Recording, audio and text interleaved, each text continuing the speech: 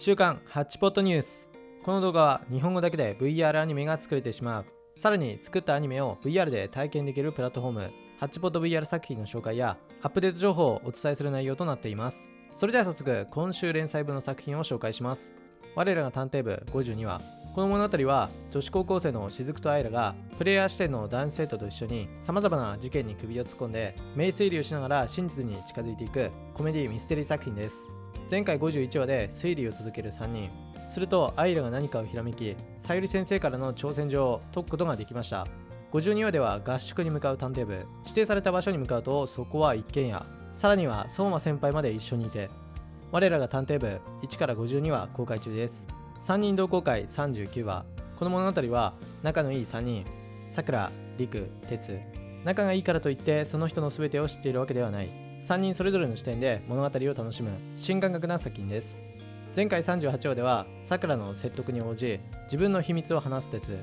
するとさくらの反応は意外なものでした。39話はミュウと話すりくの視点。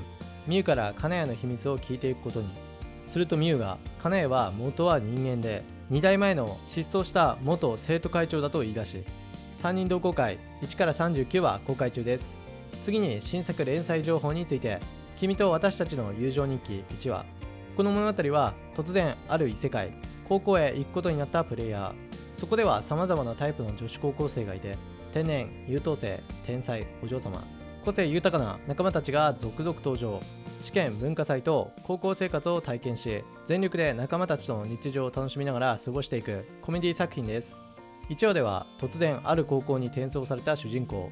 目の前には廊下に行けず困っている女子高校生が、前のドアには突っ立っている人、後ろのドアには立ったまま寝ている人がいるわけのわからない状況で、君と私たちの友情日記1話公開中です。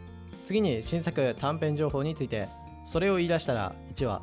この物語はある日の放課後、リオ、ユカで過ごしているところにハチコが来ると、ユカがどうしても納得いかないことがあると言い出す。それを言い出したら1話公開中です。以上が今週連載分の作品紹介でした。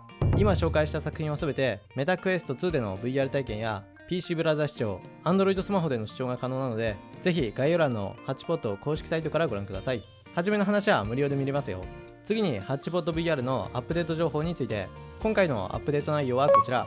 シナリオを見た後に続きを見れる機能、文章の一致調整機能、以上の2つ。ハッチポット VR で作品を見終わった後、今までは自動でホームに飛ばされたんですけど、今回のアップデートで続きがあればそのまま VR アニメを連続で見ることが可能になりました。ぜひこの機会に VR アニメを一気見してみてください。2つ目のアップデートは VR で表示されるテキストをコントローラースティックの上下を使い一致調整ができるようになりました。自分の見やすい位置にテキストを置いて VR アニメを楽しんでください。以上がアップデート内容でした。またハッチポット VR では VR 作品を作るクリエイターさんを随時募集しています。概要欄にあるハッチポットクリエイター登録リンクからすぐに VR アニメを作り始めることができるので、ぜひ登録してみてください。脚本があれば誰でも簡単に VR アニメ化できてしまいます。